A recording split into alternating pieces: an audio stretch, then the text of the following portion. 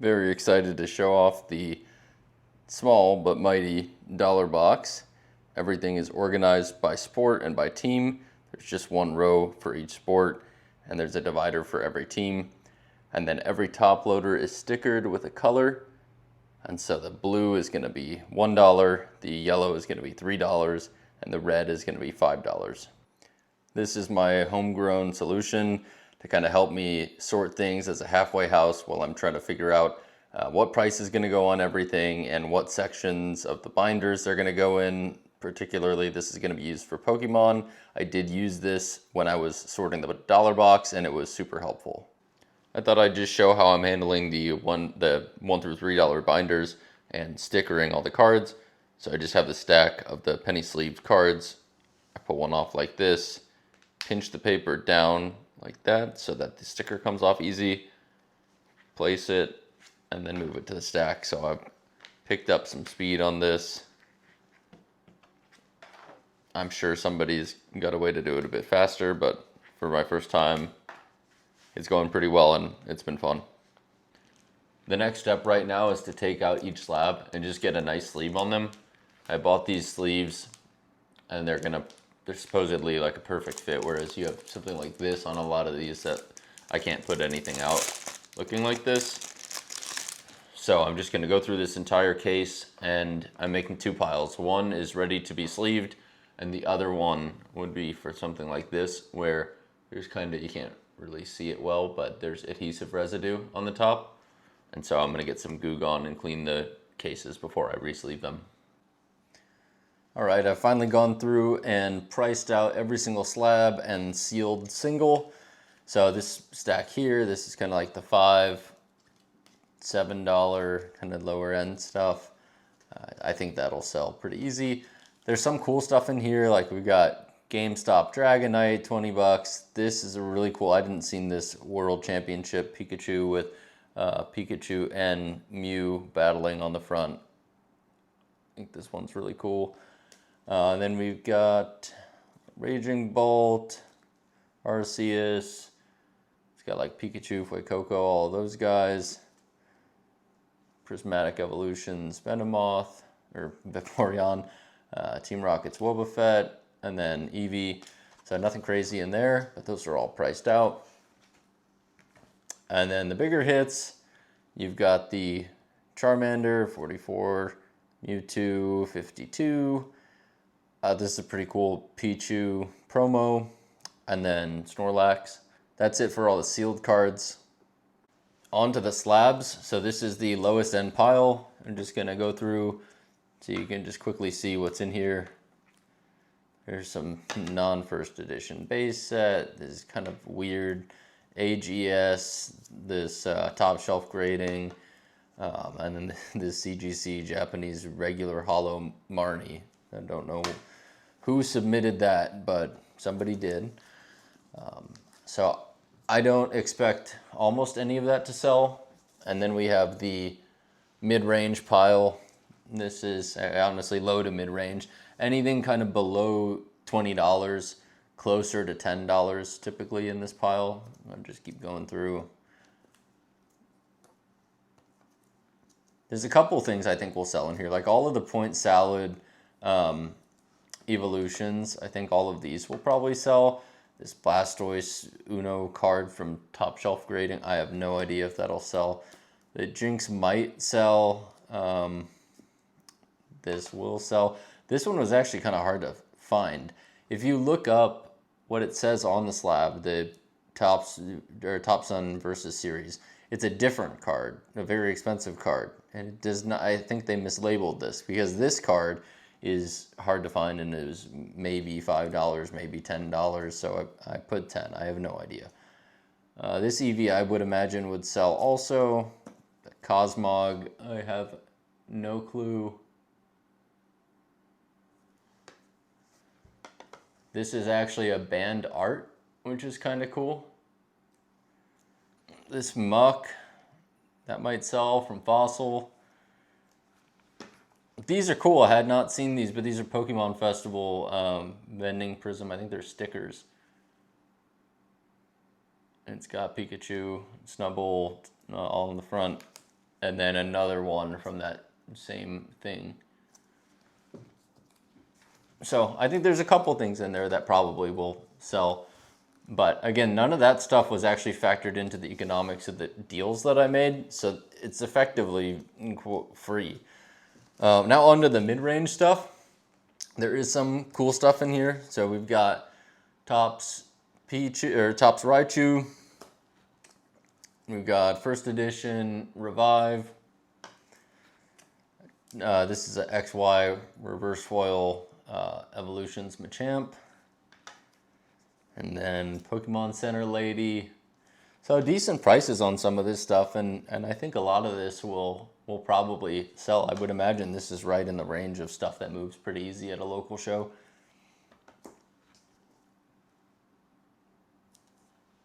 And last but not least, PSA 10 Rockruff.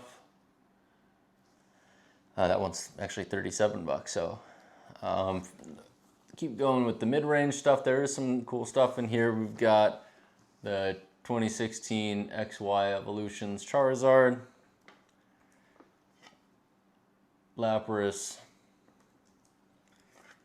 the regular holo Machamp, and then a Lucky Stadium. A few more. We've got Umbreon EX, a pretty decently big card. This Break Lugia in a 7. That's actually still worth $23. And then the Light Machamp. And then rounding out the inventory on this mid-range stuff soon, we've got the 2000 Pokemon Rocket Sleep First Edition and Nessa. Only got a few more in this mid-range pile. Got E-Reader, Geodude, Trainer Gallery, Jolteon, Topps, Dragonair from the movie, Charon's Care in a 10, one of those other point salads, and then this one probably, well, it's an EV, so I still would expect this to sell. And then the Pristine Jolteon, which is actually worth just a little bit more than the other ones, even though it's a Pristine. Now we would go on to the high-end stuff. So I didn't actually, like I said, I didn't even account for the slabs in the pricing of this recent deal I did, the $1,000 collection. So this stuff is pretty much all free. I paid $1,000 for that collection. I did a video and a short on it. But all of these slabs came from that collection. All of those sealed cards I showed came from that collection. And already in what I've shown, there's more than $1,000 with this stuff right here. So this stuff is exciting. Starts out with that Pokeball from Ultra Premium Collection in a 10. This Black Star Pikachu in an 8 is still worth $45. This is pretty cool. Dark Scizor in a 6. Neo Destiny. This one, the comps were all over the place. I'm not sure if this is the right sticker, honestly. But there were, I think, 3 recent sales at 160 and then a couple in the 70s. So I put it at just under the 3 recent sales. I don't know. I feel okay about the sticker, but if somebody was interested and pushed back, I would probably just sell it. This one, I didn't even notice that this was in there when I picked this up. This is a Pokemon Center stamped Mimikyu in a 9. Another one I didn't even realize was in there, a special delivery Charizard in a 9. This one I did know was in there. This is the Raikou Editorial Prisma Foil, Metal Volume number 2. I'd never heard of this before. The Suicune sold for like $120 in the CGC 10, and then this one has a comp at 85, so I just put it at 85.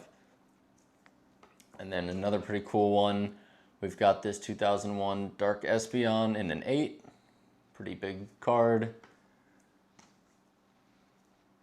Another awesome card, 1997 Japanese Rocket Psyduck in a 10.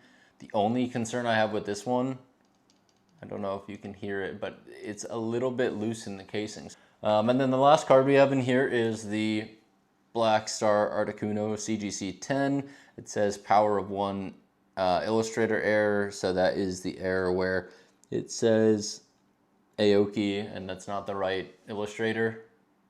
Pretty common error with these ones. So outside of that, there's only a couple more slabs that I'm going to be bringing, which are the ones from eBay. I'm grabbing those right now. These ones I'm going to put in the new sleeves I got, but these ones I'll take off of eBay. So you got the tag team, Rashiram Zekrom, the Ethan's Ho-Oh, and a 9. This DeAndre Swift auto rookie card that I cannot sell for the life of me.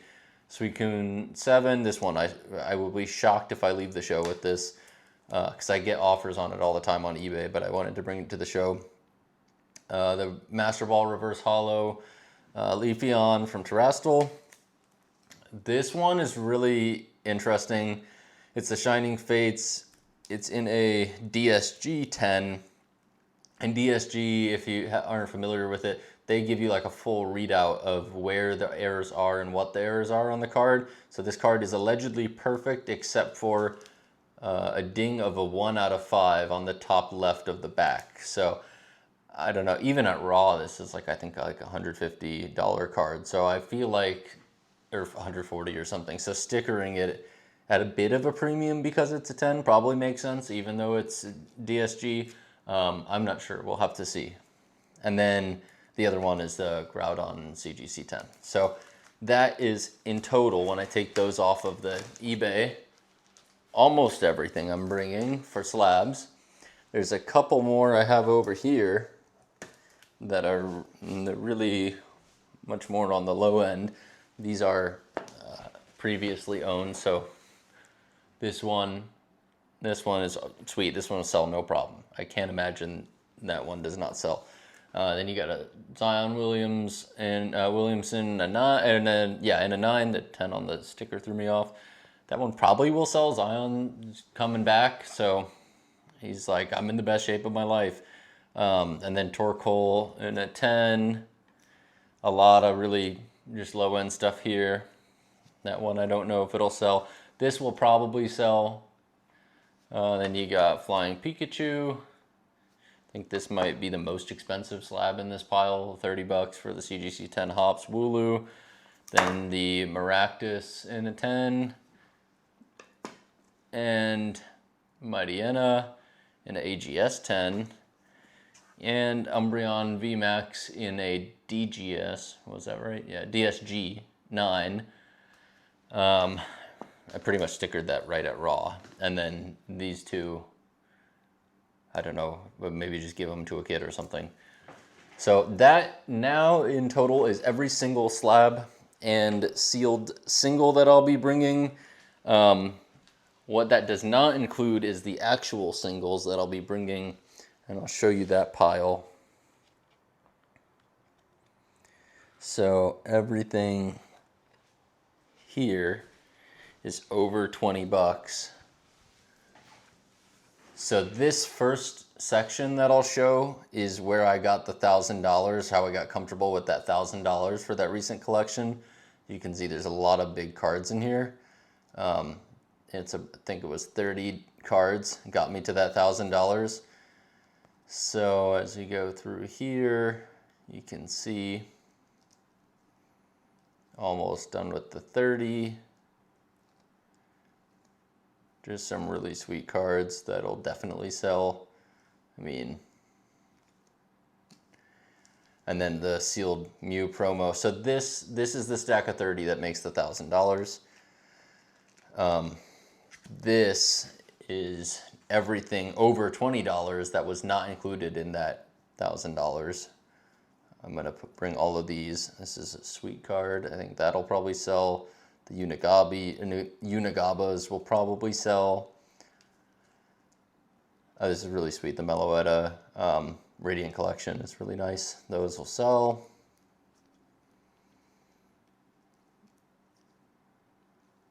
So you can see some pretty nice stuff in this collection, and all of this was $1,000. So all of these cards that I'm holding right now, these were all included. These cards were all included. Almost every single slab I showed you, the first round of slabs I showed you, those like 58 slabs, those were all in that same collections. Isn't that beautiful? We've got all the slabs in brand new sleeves. Everything's priced and ready to go for the show. I finished up the giant beast that is the $1 to $3 binder last night. I don't think it will even all fit in frame. But you can see the legend I have on the left. So in order, full arts with trainer galleries and Galarian gallery, and then trainers, Pokeball and Master Ball reverse hollows, shinies from Paldean Fates and Shining Fates, other and vintage. This is other is like promos and hollows and stuff like that. And then EXs, Vs, GXs, breaks, and every mixture of that. So V stars and V maxes. And then just label all cards $1 to $3. And as you can see, so these red stickers are going to be the $3, and I have a acrylic sign that's going to show the pricing. And then the yellow stickers are $2, and then finally the green stickers are $1. So I'm just going to flip through. I'm going to put this in frame a little bit and just flip through it so you can see kind of what's in here. So I'll flip through a bit extra of the full art section, now to the trainer galleries. That quickly ends, and then you've got the trainers. You're not seeing the right side page, it's just way too large to fit on screen, but then you get to the Master Ball, Pokeball reverse hollows. Then this ends and you get to the shinies, which are also on this page. Then you get to the miscellaneous, which I'll show over on this side. It's really all over the place. So you get everything from like this Poke Trivia Vaporeon. Then you've got stuff like Team Magma's Claydol, the McDonald's 24 Dragonite. Like, it's really all over the map in this section. Then you're gonna get to, let's see, so I mean, you got some of the gem pack Chinese stuff up at the top there on the left. Then you get into the vintage section, which just has like a couple of e-readers and some stuff like that.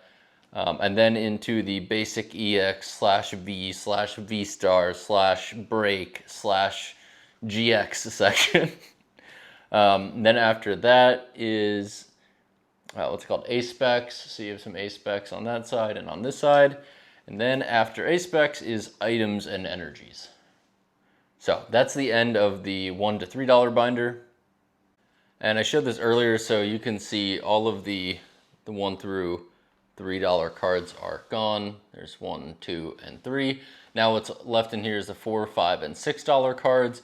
So I'm gonna quickly just show you what I'm planning on doing to price these ones since I'm not using stickers. So for these ones, I'm just going through and using the price gun. And I was initially not gonna do this, but then I found these labels, which are price gun labels that are actually removable.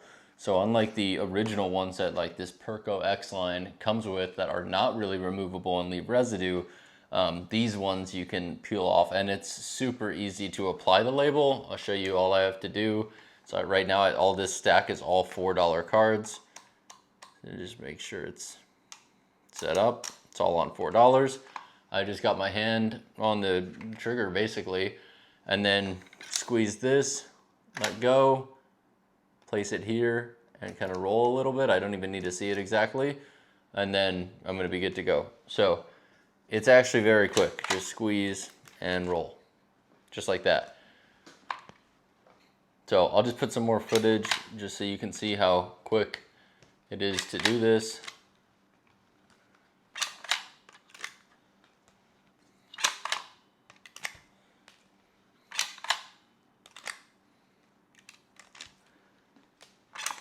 So you can see it's really fast. Like, this is way faster than it was for me to peel off the stickers. So now that I have this, I might actually do this for the dollar binder too next time, because it just is so convenient.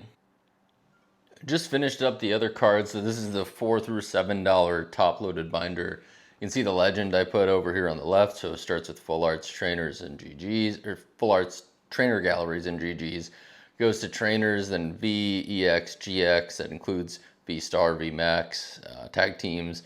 Then Pokeball and Master Ball reverse hollows, shinies, other miscellaneous and vintage, and then items and energy.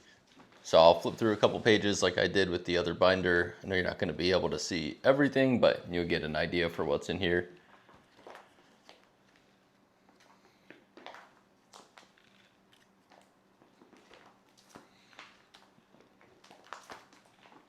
And almost to the yellow borders. I got really lucky. I fit everything just literally to the page just by luck. So then on to the trainers.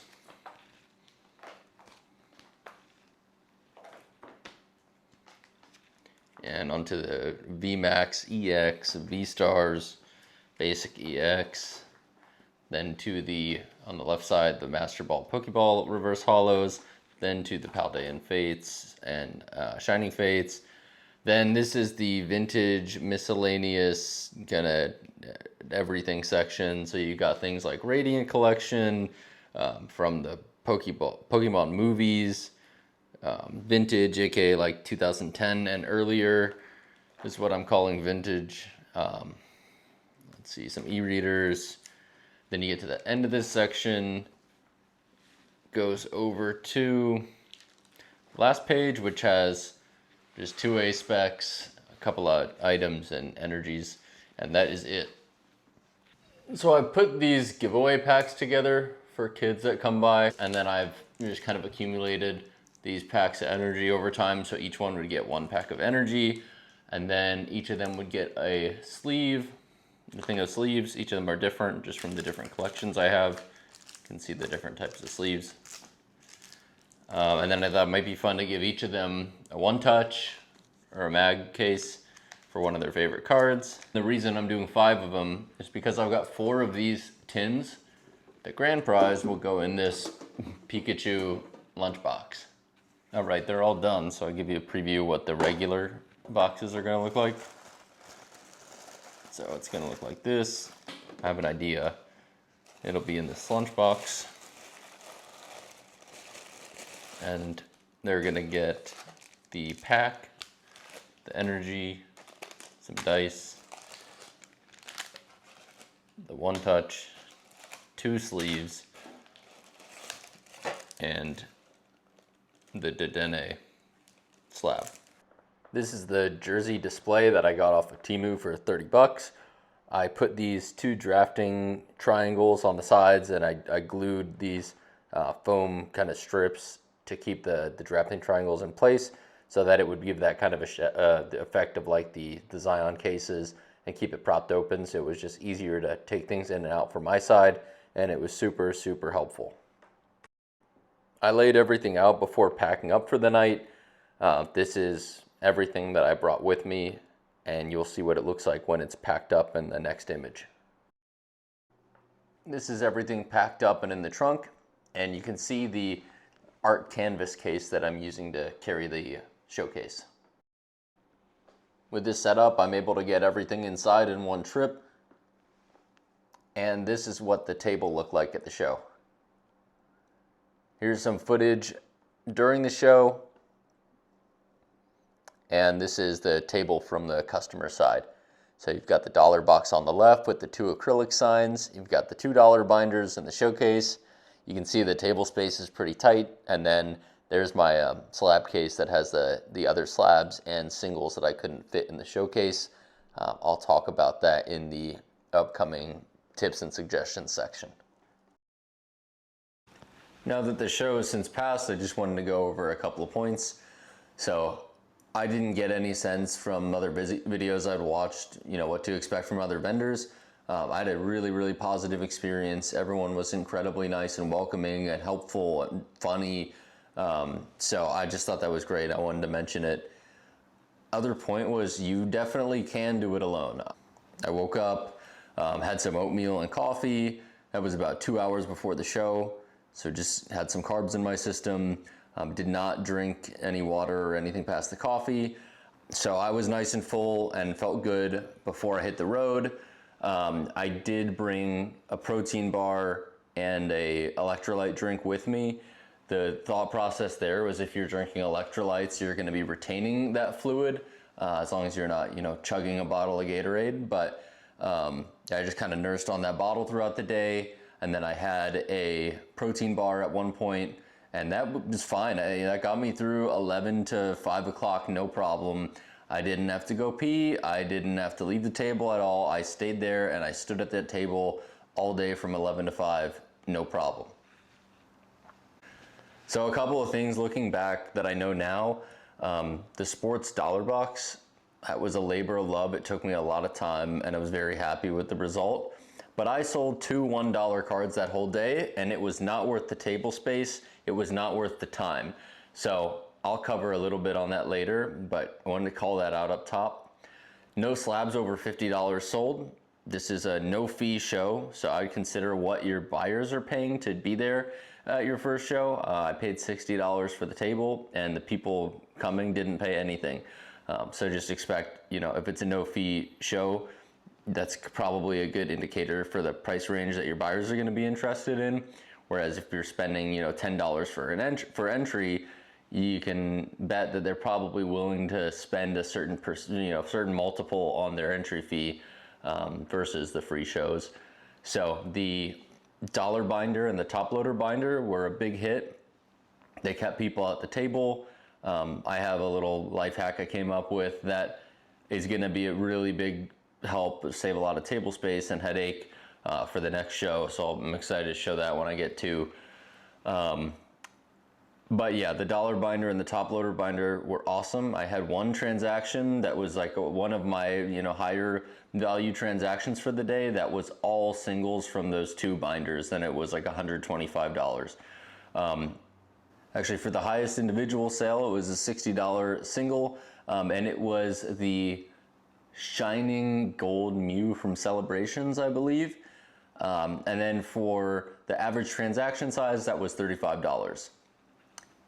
Then for common tips, you would have seen this if you watch any of these videos, you would have seen these tips. So I'm just gonna quickly skim over them to validate. So yeah, bring cash, price your cards, talk to people, don't be on your phone, bring snacks. All of that definitely valid, but everyone else has talked about it. So I'm gonna move on. These are tips that I put down because I did not hear them in other videos. Tip number 1 would be effort and organization. It is very, very obvious who put time in. And I was a little worried / insecure about, how's my table gonna look? Is it gonna be obvious it's my first show, or the other vendor's gonna be judging me? I would just say, don't worry about any of that. Put in effort, it'll be very obvious. I was fortunate, a lot of people complimented the setup. I had other vendors asking me how I was doing certain things. So if you put that effort in, I think it'll definitely get recognized. The other tip is bring extra inventory. I brought a good amount of stuff. I probably brought around $4,000, which for me and for my first show, I was very happy with. But really nothing over, I think my highest single was that special delivery Charizard at like $195. So nothing crazy expensive. And I had a lot of stuff in that $20 to $60 range, $20 to $40 range that did really well. But I didn't have room in my showcase or on the table or anything for most of my cards, a lot of my cards. And what I ended up doing was I had some extra ones priced just in case they sold in the showcase and I wanted to refill. But I had a lot of them that weren't priced, and I just was talking to people when they'd come by. I go, hey, are you looking for anything in particular? Are you just browsing today? And they go, I'm just browsing. They'd look at the showcase, they'd move over to the binder, and then I would just say, hey, by the way, I've got this case of slabs. I flipped my slab case around on the table, and I had some singles in there, and I said, this stuff is all stuff that would be in the showcase, but please feel free to flip through it, and I can let you know what the price is. And that was very, very positive. I had quite a few sales from that. So, if you're limited by table space or you just have a lot of stuff and you don't have time to price everything, I would definitely say price everything that's on display, but don't be shy about bringing extra stuff. I even had one guy that was like, hey, I'm looking for the Trainer Galleries Snorlax. You wouldn't happen to have it. And I did actually happen to have that card in my overflow inventory. So yeah, a lot of positive interactions from it. The next one was be prepared not to buy or trade. You know, everyone's always talking about, I buy at 70%, I trade at 80%. And although I had an acrylic sign up that did say that, I didn't buy a single card, and I had people come around with some stuff, but you know, it wouldn't make sense for me to, let's say a card was $100 or $1,000. It wouldn't make sense for me to buy that card at $700 when I'm getting consistently 40 to 60% margins on collections. It would be much better for me to put that $700 towards a collection. So just whatever works for your business plan, great, but don't feel like you need to be buying and trading all day to have a good show. Then the other thing was prep binders earlier. You know, everyone says wait till closer to the show to price stuff so that your prices are more accurate, which is great. I did all my singles and slabs and stuff the day, no earlier than 2 days before the show, and I suggest that. But the dollar binder stuff, you know, it capped out at $7.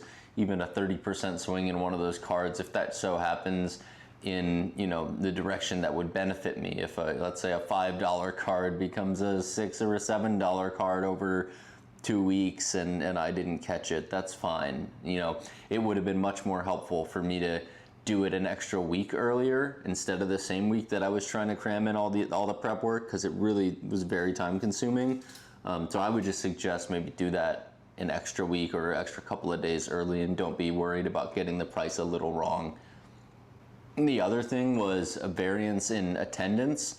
You got the folks that are going to be there when doors open, and then I did not really think about the logistics of, okay, you know, it's going to be busy probably the first hour and a half, then it might die down a little bit, then people are going to come in the afternoon, it'll clear out right before close. So that is just something to consider. You'll get some lulls in the mid-afternoon. You're going to have vendors who are going to be looking to try to maybe buy some stuff as you're setting up, and so just try to manage that as best you can. I even did notice a couple of guys come around to vendors and buy them out of stuff at the start of the show. Like as soon as doors open, they were there looking for what are the highest value slabs available, what sealed product can they buy out. So that was happening. I don't know if it's a common occurrence, but I just flag that for you guys because I didn't know that. The other thing is contact info. Have your contact info very readily available. I could never have imagined that anyone would want to follow me on Instagram from that show or have seen me from Instagram on that show, because I have like 400 followers. But I had 2 people say that they've seen me on Instagram, and I had a couple people want to follow, and I've stayed in touch with them. So I wouldn't be shy exchanging contact info, and it was really fun doing some community building stuff that way. So I couldn't recommend that enough. The next thing was it's your table, your way. I did a lot of stuff that I had never seen done before. Like for example, I was aware that binder theft is a potential issue. So I purchased C-clamps. I'm sure you've seen them before. This is a C-clamp. And then I ran these steel cables through the C-clamp and through my binders. And that way the binders were completely affixed to the table. You know, your table, your way. I'd set things up how you like it. I did a lot of stuff that was probably unconventional. You know, I turned a jersey case into a showcase using a little bit of super glue and some drafting triangles. So and I had a lot of compliments on it, so there's no right or wrong way to do things. It's just whatever's going to work for you. I thought it'd be great for me to have my iPad there. I thought it would be really helpful for me to make a spreadsheet to track everything. So I did this and I tracked everything. That way I could track, you know, did I take anything for a trade? I did actually take in one trade. That was the Cynthia's Garchomp EX and the gold Cynthia's Garchomp. And you can see I had some very shorthand writing in the moment there, but the market value was 40 and I took it in at $40. So I tracked that. And then I tracked every single sale I had on every card to the best of my abilities. You know, you can see I missed some stuff. I had this question mark, something I sold for $8. I couldn't find the card. But you know, I get $950 in revenue for the day. So I was very happy with that. That turns out to be, I think it's like 6% fees. And my initial thought was, so point there, just do what works for you. And you know, these tips and tricks videos aren't actually always the best thing. Sometimes it's just what am I going to be the most comfortable with, what's going to make me feel prepared. And so I did some of that stuff, and I was really happy I did, and got some shout outs from people. Like the guy who was putting on the event said he'd never seen anyone do that before and have a spreadsheet to track things. So I come from a finance background. To me, it's a necessity to track the P&L and all of that stuff. So just do it your way. Take in all the information you can from people, but at the end of the day, it's your table, and it should be done in a way that you're happy with and you're proud of. This kind of goes back to the note I had on the sports dollar box. I only sold 2 $1 cards. And so I wanted to call out, it's good to research the show you're going to see what sells. Some shows do have a big sports audience, and I assume the dollar box would be a hit because it's such a big part of the sports world. I was dead wrong, because it was pretty much all TCG at that show. And had I asked the showrunner or the host what he typically sees there, he would have told me that, because he did tell me at the event. So I think I couldn't suggest enough, so that you don't end up accidentally wasting some time in table space, to just kind of ask around what to expect, or go look at some videos of the past shows or some stuff on Instagram. And then the last thing was the mindset of the show. To me, I was going in thinking this is another sales channel, and a good way to sell certain things that maybe it's too hard to sell them or too time consuming to sell them online. And although that is true, I want to shift my mindset about the shows a little bit, because I think the real way to approach this is that the shows are really an accelerator. You know, if I have $10,000 in inventory and I need some more revenue, or I want to juice up my margins a little bit, maybe that's the time to go do a show, sell through some inventory, rather than thinking of it as like, oh, I can only sell these $5 cards at the show. Because realistically, there's always going to be a way you can move stuff virtually, and I still do the vast majority of my sales in person and online, you know, from Facebook Marketplace for some bigger things, and even for someone to check out a bunch of the junk slabs and stuff like that. So I'm just kind of that's not necessarily a tip, but it is something that I wanted to call out, because I think I was thinking about a show wrong as like that's gonna be a huge game changer sales channel, when realistically it just accelerated the sell through, how fast I was able to sell through some of my inventory, as opposed to having just put it on eBay. And so it was really successful in that way. Having $950 in sales on a $60 table fee was, for my first show, that's as good as it gets. My goal going in was about $600 in sales, to kind of get it closer to 10% is better than eBay fees. So I thought, if I get that, I'll be super happy. So I was very, very pleased with the turnout. And I really, above all else, I had so much fun. And I have a really busy October, so I'm not going to be able to do another one for a bit, but I cannot wait until I get to do the next one. And I've already got some designs on how I can improve the table layout and stuff. So I'm really excited. It was a lot of fun. And if for whatever reason you're one of the people that was there, thanks for coming and stopping by, and thanks for watching the video.